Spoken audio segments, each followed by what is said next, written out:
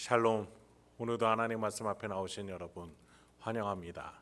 우리 함께 기도하겠습니다. 하나님, 오늘도 우리에게 귀한 말씀 주시니 감사합니다. 이 말씀을 통해서 오늘도 예수의 이름으로 승리하고 명예롭게 살아갈 수 있는 우리의 인생 될 수 있도록 이 시간 말씀 가운데 역사해 주시옵소서. 그 시작점을 이 시간에 말씀 가운데 다시 한번 우리에게 허락하여 주시옵소서.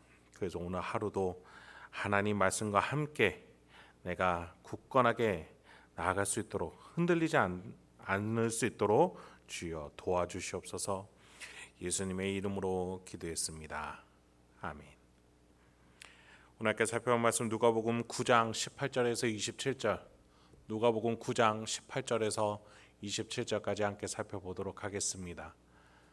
오늘도 성실하신 우리 아버지 하나님을 찬양합니다. 계속해서 예수는 과연 누구인가, 어떤 사람인가, 이 질문에 대해서 우리가 답을 찾고 있습니다. 오늘 본문에서 예수님은 제자들에게 오히려 이 질문을 던지십니다. 18절 한번 보시죠. 예수께서 따로 기도하실 때에 제자들이 주와 함께 있더니 물어 이르시되 무리가 나를 누구라고 하느냐. 여러분, 지금 예수님이 12제자들을 세우시고 그들과 함께 예수 공동체의 방향에 대해서 명확하게 하고자 하신다는 것을 우리가 계속해서 살펴보았어요. 그러면서 예수님은 지금 하나님의 뜻인 예수, 이 예수라는 이름의 권위에 대해서 그 방향성을 제시해 주셨죠. 예수라는 이름이 하나님의 뜻이라는 권위를 가지고 있다. 그것이 예수 공동체의 방향이다 라고 이야기해 주신 거예요. 그렇기 때문에 예수를 보이는 모습, 인간의 예수로만 이해해서는 안 되는 것이었습니다. 하나님의 뜻, 더 심오한 권위를 갖고 있다는 거죠. 소문으로 또는 다른 누군가의 섣부른 해설이나 평가로 예수를 이해해서는 안 돼요. 여러분, 우리 모두는요, 각자 해석하는 자유가 있어요. 노란색을 보더라도 누군가는 샛노랗다, 누군가는 누렇다, 누군가는 누리끼리하다라고 각자 생각이 다 다를 수 있어요. 똑같이 예수님을 바라보고서 이렇게 생각할 수도 있고 저렇게 생각할 수도 있고 이렇게 생각할 수도 있는 거예요. 그러니까 예수님은 계속해서 어떤 한 가지 현상을 두고서 어떤 이들에게는 이 상황을 널리 퍼뜨려라 라고 얘기하시기도 하고, 어떤 이들에게는 이 상황을 퍼뜨리지 말아라 라고 얘기하시기도 하는 거예요. 제각각 예수를 올바로 알게 하기 위한 예수님의 조치였던 것이죠. 여러분, 예수님이요 지금 이렇게 하시는 이유는 뭐예요? 인간 예수, 기적을 일으키는 예수가 아니라 하나님의 뜻이라는 권위를 가진 예수를 드러내게 하기 위해서예요. 즉, 예수님은 쉽게 말해 하나님을 드러내고자 하는 것이지요.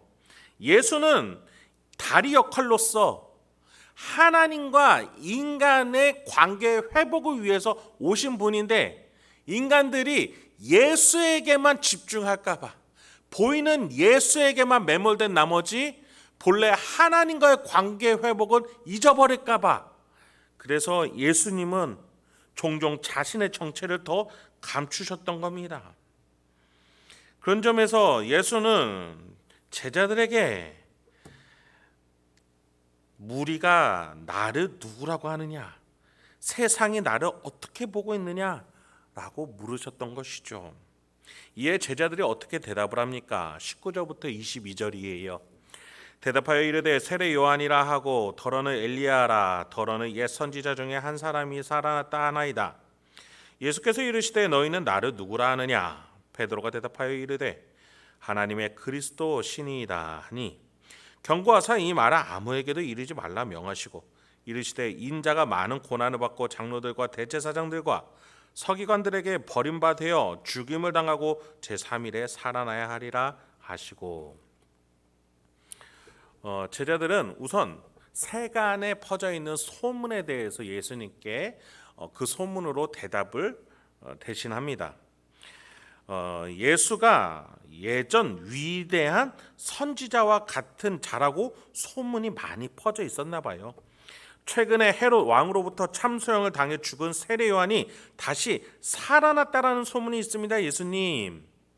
또 다른 소문으로는 900년 전에 죽지 않고 승천한 엘리야가 다시 왔다는 소문도 있습니다. 여러분, 이 소문들은 왜 이렇게 퍼졌을까요? 로마 압제 속에서 이스라엘 백성들의 소망은 뭐겠어요?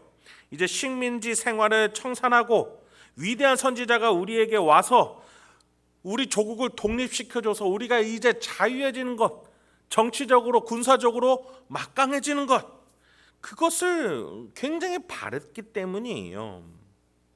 그러니까 위대한 선지자, 위대한 지도자가 우리에게 다시 나타난 거 아닙니까? 예수는 우리의 위대한 지도자로서 세워야 합니다. 이런 소문도 많이 있었겠죠. 그런 가운데 예수님의 제자들에게 이렇게 물으시는 거예요. 그렇다면 너희는 나를 누구라고 하느냐? 나를 어떻게 보고 있느냐? 그때 베드로가 유명한 신앙 고백을 하죠. 하나님의 그리스도. 마태복음에는 주는 그리스도시요 살아계신 하나님의 아들이십니다. 이 고백을 누가는 좀 줄여서 하나님의 그리스도 이렇게 표현을 해주고 있어요. 하나님의 그리스도, 하나님이 보내신 하나님의 뜻. 하나님이 많은 선지자들을 보내셨죠. 그런데 궁극적으로 가장 위대한 선지자, 위대한 왕, 위대한 인류의 대표자를 보내셨는데 그 이름이 바로 예수라는 겁니다. 하나님의 그리스도, 예수를 보내셨다.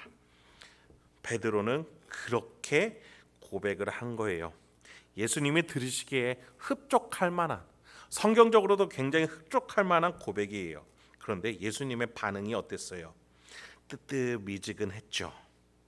경고하사 이 말을 아무에게도 이르지 말라. 이 반응 조금 의아합니다. 이전에 병자들을 치료하거나 야이로의 딸을 살려냈을 때에 이 소문을 내지 마라, 뭐 이렇게 하신 것 이해를 했습니다. 단순히 기적을 일으키고 병을 치유해주는 한 사람으로 사람들이 이해할 수 있으니 그것을 퍼뜨리지 마라, 이해할 수 있죠. 예수님의 이러한 생각은 이해할 수 있습니다. 그런데 하나님이 보내신 구원자, 이 답조차도 말하지 못하게 하시고 경고하시는 것, 경고하사 이 말을 아무에게도 이르지 말라. 여러분, 그 전에 제자들은 예수님이 주신 권능과 능력을 가지고 하나님의 나라가 이미 도래했다라는 것은 전파했어요. 예수님의 오심으로 인해서 하나님 나라가 전파되는 것은 이미 시작이 된 일이에요. 그런데 예수님의 정체에 대해서는 예수님이 경고하사 아무에게도 말하지 말라, 이렇게까지 하실 필요 있을까요?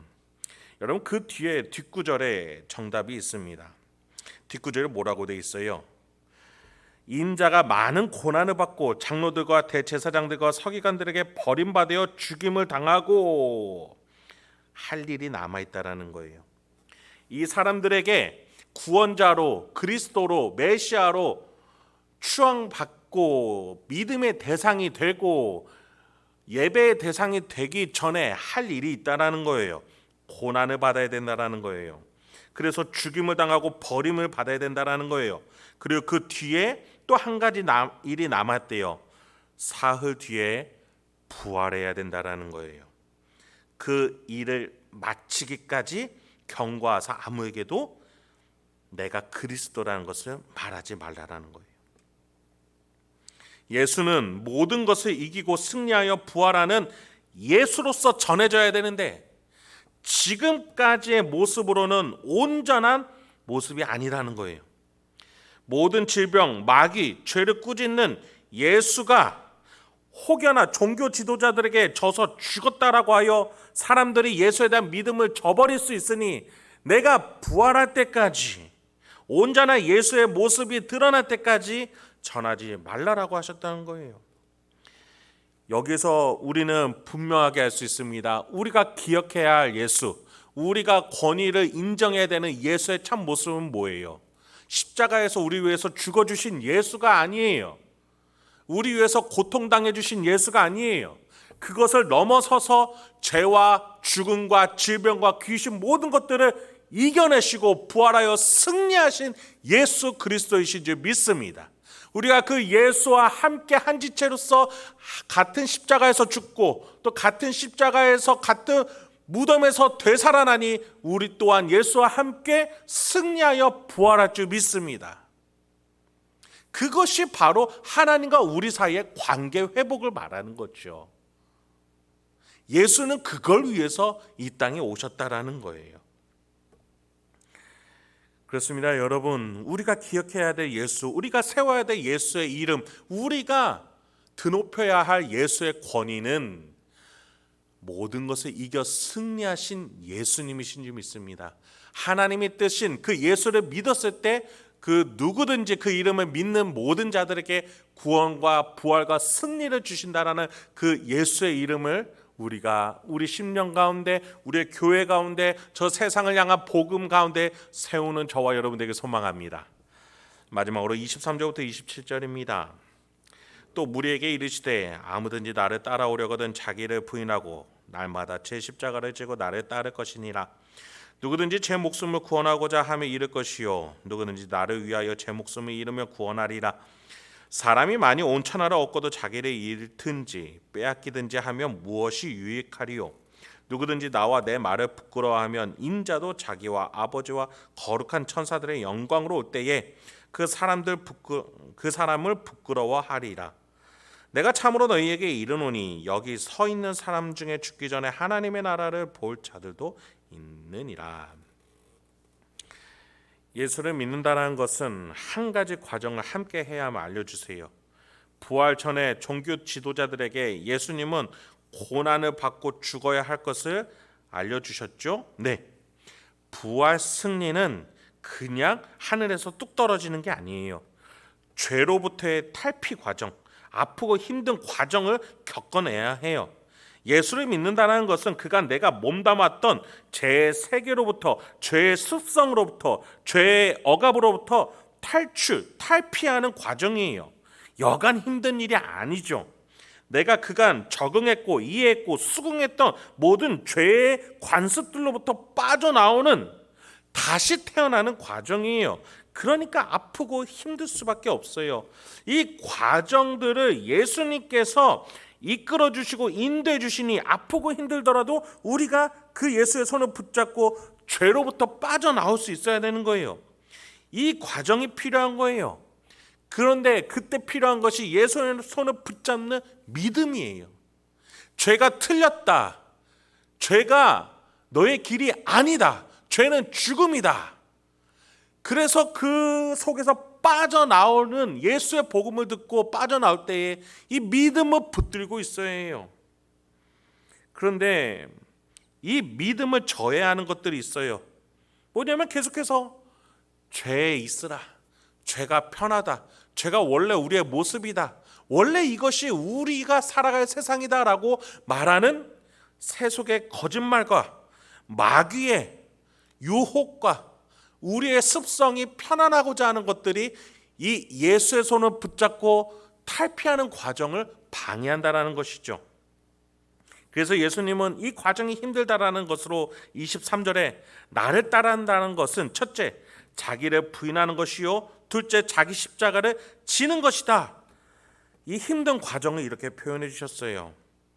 내가 그 전에 몸담았던 죄의 세계를 부인하고 하나님 나라로 들어가기 위한 믿음이라는 십자가, 이 책임과 의무를 다해야 된다라는 것으로 예수님은 설명해 주신 것이죠. 그 믿음의 과정 이후에 부활 승리가 주어진다라는 거예요. 물론 이게 싫어서 힘드니까 신앙생활 함으로써 세상으로부터 조롱받고 부인받는 게 힘들어서 포기할 수 있는 자유도 우리에게 있는 겁니다. 그런데 예수님이 이렇게 얘기하시는 거예요. 그렇게 자기 목숨을 자기가 책임지고자 하는 자는 잃게 될 거라고 말이죠. 너의 목숨을 너가 책임질 거야? 그래, 죄인이 책임질 때 그 목숨을 잃게 될 거야. 그러나 예수를 믿고 죄로부터의 탈피 과정이 힘들지라도 이 예수의 손을 믿고 빠져나오는 자는 구원받을 것이라고 말이죠. 더 나아가 하나님의 나라를 볼 자들도 있느니라. 죽어서뿐만 아니라 죽기 전에도 그 하나님 나라를 보며 천국을 향해서 나아가며 그 속에서 놀라운 부흥의 과정을 겪어나가며 하나님의 놀라운 세계를 살아생전에도 경험하면서 나아가는 자들도 있을 것이다. 놀라운 감격의 말씀을 주시는 거예요. 물론 이 과정이 말처럼 간단하지는 않겠죠. 순탄하게만 하지는 않을 겁니다. 인생살이 가운데 신앙생활 한다는 것이 어떻게 그렇게 쉽겠습니까? 헌금을 하며 시간을 떼서 예배를 드리며 일상생활 속에서 인내하고 고뇌한다는 것이 우리 성도님들 삶 속에서 얼마나 힘들고 뼈아프며 유혹이 넘쳐나는 일인지 우리 예수님은 너무나 잘 알고 계시기 때문에 이러한 권면을 주신다는 사실 잊지 마시기 바랍니다. 쉽다면, 이 길이 간단하다면 이런 말씀을 하지 않으셨겠죠. 예수님 또한 그냥 부활 승리하셨을 거예요. 그러나 우리 예수님은 이 과정을 아시기 때문에, 우리가 죄로부터 어떻게 탈피해야 되는지 아시기 때문에 인간이 되셔서 죄를 이기기 위해서 버림받으시고 고난받으시고 죽음당하시는 과정을 먼저 예수님이 살아내셨다라는 사실을 기억하시기 바랍니다. 예수가 죄에게 승리한 것이 우리의 승리가 그렇게 되는 것이에요. 하나님 나라가 와서 인류의 지위가 회복되고 높아졌어요. 이제 우리가 그 나라에 동참하기 위해서는 우리가 십자가를 지고 나의 죄성을 부인하며 앞으로 나아가야 돼요. 예수를 따르며 하나님 나라에 동참하는 믿음의 과정을 우리가 살아내야 돼요. 아직 죄의 세계와 마귀는 그 믿음에 우리의 도전을 회방을 하고 지금도 할 거예요. 세상은 우리를 핍박하고 조롱하며 무시할 거예요. 그때 필요한 그 믿음을 우리 스스로 하는 것이 아니라 우리의 손을 붙잡고 계신 그 예수님이, 우리의 심령 가운데 계신 성령 하나님이, 우리의 성부 하나님이 모든 상황 가운데서 우리를 친히 인도하고 계신다는 사실 기억하시길 바랍니다. 예수님은 그렇게 고백하는 자들을 자랑하시고 또 우리를 높여주실 거예요. 반대로 예수의 이름을 부끄러워한다는 것은 믿지 못함을 의미해요. 사실에 기반한 것이 아니라 추정, 상상, 추론에 근거한 뜨뜻미지근한 신앙생활은 결국에는 고백하지 못하고 부끄러워하기 때문이라는 것이죠. 자기 십자가를 지는 것에 대해서도 진실된 마음이 없으니 그 십자가가 없고 자기 부인이 없는 것이죠. 그러니 예수의 이름이 부끄러운 자들도 있다라는 거예요. 그런 자들에게 결코 예수님은 보답할 것이 없다라고 얘기하시는 거죠. 여러분, 오늘 우리가 이 시간에 우리 예수 그리스도를 향한 그 이름의 권위를 인정하며 믿으며 죄의 습성들로부터 탈피하여 내가 나에게 주어진 그 십자가를, 나의 죄악된 모든 우리의 욕정들과 욕심과 시기와 질투와 분노와 음란과 혼돈과 혼미를 부인하고 거절하고 우리의 부활 생명으로 이끌어 주시는 예수 그리스도를 붙잡고 주는 나의 그리스도이십니다, 하나님의 그리스도이십니다, 그 믿음을 붙들고 앞으로 전진해 나갈 수 있는 저와 여러분 되게 소망합니다. 오늘도 이 말씀을 붙들고 나의 삶의 방향, 나의 삶의 기준, 나의 삶의 목적지가 우리 예수님 안에, 하나님 뜻 안에 가장 선한 정답이 있음을 기억하고 그 안에서 고민하고 그 안에서 찾으며 나아가는 저와 여러분 되길 소망합니다. 함께 기도하겠습니다. 하나님, 오늘도 우리에게 귀한 말씀 주시니 감사합니다. 이 말씀을 통해서 우리가 바람에 흩날리는 겨처럼 이리저리 흔들리는 가벼운 인생으로 사라지지 않도록 주여 우리에게 은혜를 베풀어 주옵소서. 주춧돌 위에 세운 집처럼, 저 반석 위에 세운 집처럼 어떤 폭풍 속에서도, 어떠한 비바람과 파도 속에서도 흔들리지 않는 하나님이 세우신 집이 될 수 있도록 주여 우리 가운데에 은혜를 베풀어 주옵소서. 우리 심령 가운데 주님의 놀라운 은혜로 우리의 심령이 평안할 수 있도록, 앞길을 알아내는 지혜로 가득할 수 있도록, 그렇게 살아낼 수 있는 용기와 기쁨으로 가득할 수 있도록 우리 심령을 주여 사용하여 주시고 은혜를 베풀어 주시옵소서. 이 모든 말씀 예수님의 이름으로 기도했습니다. 아멘.